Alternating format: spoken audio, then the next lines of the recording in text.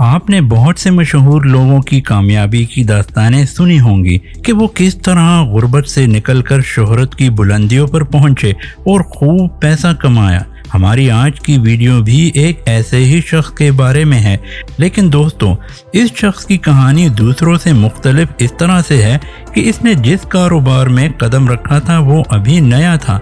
आप सब अपने बचपन में Mickey Mouse, Donald Duck, Oswald the lucky, Pluto rabbit वाले कार्टून बहुत शौक से देखते रहे होंगे और कई ऐसी फिल्में भी आपने देखी होंगी जिनके शुरू में वॉल्ट डिज्नी स्टूडियोज और उसके बैकग्राउंड में डिज्नी लैंड की तस्वीरें आती थीं। तो दोस्तों आप में से अक्सर ने तब ये भी सोचा होगा कि आखिर ये वॉल्ट डिज्नी है क्या। आप ये तो अब तक जान चुके होंगे कि वॉल्ट डिज्नी एक शख्स का नाम है जो इन फिल्मों को प्रोड्यूस करता था, लेकिन दोस्तों क्या आपको मालूम है कि वो एक एनिमेटर, राइटर और वॉइस एक्टर भी था, बल्कि इसे एनिमेशन कार्टून फिल्मों के बानियों में भी माना जाता है। आखिर ये शख्स कौन था? इसे इस मुनफरिद और अलग किस्म के कारोबार में जाने का ख्याल कैसे आया? वॉल्ट डिज्नी ने मिकी माउस के अलावा और कौन कौन से कार्टून के किरदार तख्लीक किए और उसके पास कितने ऑस्कर अवार्ड्स हासिल करने का रिकॉर्ड है? इसे दुनिया के सबसे बड़े तफरीही पार्क यानी डिज्नी वर्ल्ड बनाने का ख्याल कैसे आया? इस पर कितना पैसा खर्च हुआ और वॉल्ट डिज्नी के आखिरी अल्फाज में क्या राज पोशीदा थे? आज की वीडियो में हम यही सब जानेंगे। दोस्तों वॉल्ट डिज्नी 5 दिसंबर 1901 को अमेरिकी शहर शिकागो में पैदा हुआ था। डिज्नी का बाप एक आम आदमी था।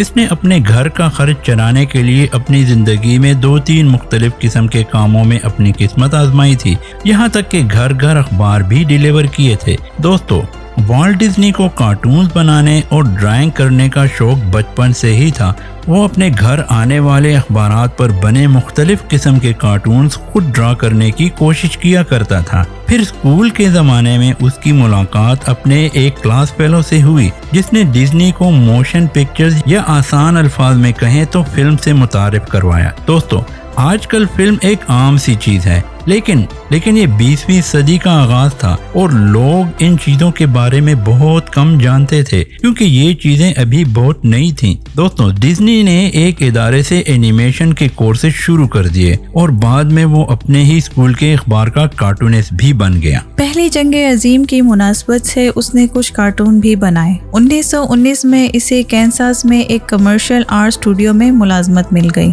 जहां उसने इश्तिहारात और थिएटर प्रोग्राम्स के लिए भी कार्टून बनाए। उस वक्त वो 18 बरस का था। 1920 में डिज्नी ने एक दोस्त के साथ मिलकर कैंसास में कार्टून एनिमेशंस का एक कारोबार शुरू किया। शुरू में उन्हें कस्टमर नहीं मिल पाए और दोनों ने अपना कारोबार छोड़कर एक दूसरी कंपनी ज्वाइन कर ली। दोस्तों ये कंपनी एनिमेशन टेक्निक को इस्तेमाल करके कार्टून्स बनाया करती थी। इस तरह डिज्नी ने भी एनिमेशन में दिलचस्पी लेना शुरू कर दी और खुद से किताबें पढ़कर एनिमेशन के कुछ नए तरीके सीख लिए। इसके बाद इसने फिर से अपना कारोबार शुरू किया, एक स्टूडियो बनवाया और इस बार इससे एक लोकल थिएटर ने राब्ता किया। डिज्नी ने एनिमेशन के नई तरीके को इस्तेमाल करते हुए शॉर्ट कार्टून्स बनाए जिन्हें लाफ और ग्रैम्स का नाम दिया गया। 2 साल तक डिज्नी के बनाए हुए कार्टून्स की एनिमेशन को खूब मकबूलियत मिली और उसने अपनी कंपनी में मजीद एनिमेटर हायर कर लिए। इसके बाद डिज्नी ने 12 मिनट की एक और कार्टून फिल्म भी बनाई जिसे आप और हम एलिस वंडरलैंड के नाम से जानते हैं और ये बच्चों के मशहूर novel Alice in the Wonderland पर मबनी थी। दोस्तों 1923 में एलिस इज वंडरलैंड के बाद भी डिज्नी का काम खसारे में जा रहा था। डिज्नी का कारोबार खत्म हो चुका था और उन्हीं दिनों वो कैंसास से लॉस एंजलिस चला गया। वहाँ से एक शानदार ऑफर हुई और उसने एक फिल्म डिस्ट्रीब्यूटर के साथ एक मुआहिदा कर लिया। इसके बाद डिज्नी ने लॉस एंजलिस में ही अपने भाई के साथ मिलकर एक स्टूडियो बनाया और उसे डिज्नी ब्रदर स्टूडियो का नाम दिया। 3 साल बाद इसका नाम तब्दील करके वॉल्ट डिज्नी कंपनी रख दिया गया। अब इसे डिज्नी स्टूडियो भी कहा जाता है। इसके बाद एलिस इन वंडरलैंड की 2 सीरीज मजीद बनाई गई जिन्हें खूब पसंद किया गया। दोस्तों आमतौर पर मिकी माउस को ही डिज्नी का तख्लीक करदा पहला कार्टून किरदार समझा जाता है, लेकिन ऐसा नहीं है। मिकी माउस डिज्नी का दूसरा किरदार था। उसका पहला किरदार ऑस्ट्रोल्ड द लकी रैबिट था जिसे 1927 में में यूनिवर्सल पिक्चर्स के लिए बनाया गया था। लेकिन दोस्तों फिर कुछ ऐसा हुआ कि डिज्नी के यूनिवर्सल पिक्चर्स के साथ ताल्लुकात कुछ खराब हो गए और उन्होंने डिज्नी को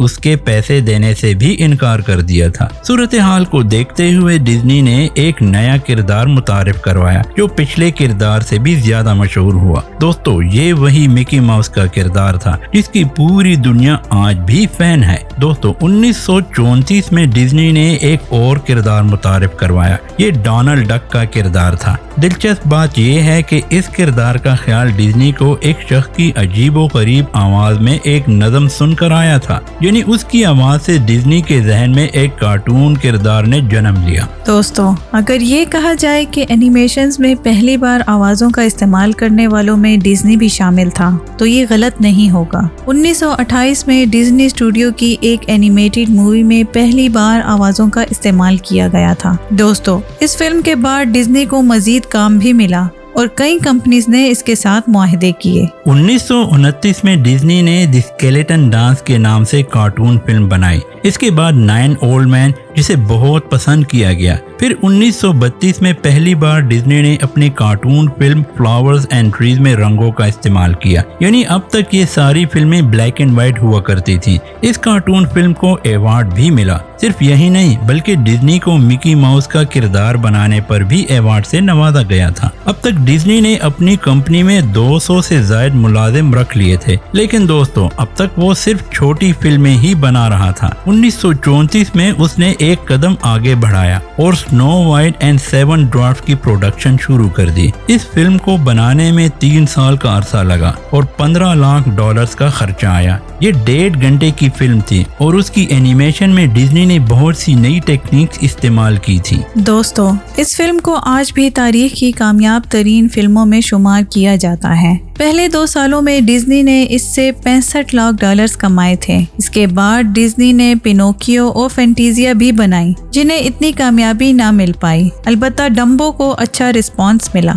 दोस्तों वॉल्ट डिज्नी का ख्वाब था कि वो एक शानदार पार्क बनाए जहां न सिर्फ बच्चे बल्कि हर उम्र के लोग एंजॉय कर सकें और उन्हें ऐसा महसूस हो कि वो किसी ख्याली दुनिया में आ चुके हैं। 1955 में डिज्नी ने अपने इस ख्वाब को भी पूरा किया और कैलिफोर्निया में ऐसे ही एक पार्क का इफ्तिताह हुआ। इसकी तामीर के लिए $1.70 लाख का खर्च आया, लेकिन अंदाजे के मुताबिक डिज्नीलैंड 100 एकड़ से ज्यादा के रकबे पर मुहित है। पहले साल में डिज्नीलैंड को 36 लाख लोगों ने विजिट किया था। दोस्तों वॉल्ट डिज्नी लंग कैंसर के बाइस 1966 में 65 वर्ष की उम्र में ही दुनिया से चला गया। दिलचस्प बात यह है कि डिज्नी ने मरने से पहले कागज पर डिज्नी फिल्मों में ही काम करने वाले एक चाइल्ड एक्टर किर्ट रसल का नाम लिखा था। कहा जाता है कि ये इस बात का इशारा था कि इस चाइल्ड एक्टर के साथ कॉन्ट्रैक्ट खत्म ना किया जाए। डिज्नी के बाद भी डिज्नी स्टूडियो कामयाबी के झंडे गाड़ता रहा। ये कंपनी डिज्नी के भाई रॉय ने संभाल ली। अब इनका फोकस एनिमेशन की बजाय लाइव एक्शन फिल्म्स यानी हकीकी इंसानी किरदारों को डालकर फिल्म्स बनाना था। आज भी डिज्नी स्टूडियो का ये सफर कामयाबी से जारी है और डिज्नी कई रिकॉर्ड ब्रेकिंग फिल्में जैसा कि frozen, frozen 2, tangled, the lion king, Moana और इस जैसी बेशुमार फिल्में बना चुका है। हम उम्मीद करते हैं कि आपको MKTV की ये शानदार वीडियो भी पसंद आई होगी। हमें कमेंट्स करके जरूर अपनी राय से आगाह करें। आज के लिए इतना ही दोस्तों। नेक्स्ट वीडियो तक के लिए अल्लाह हाफिज।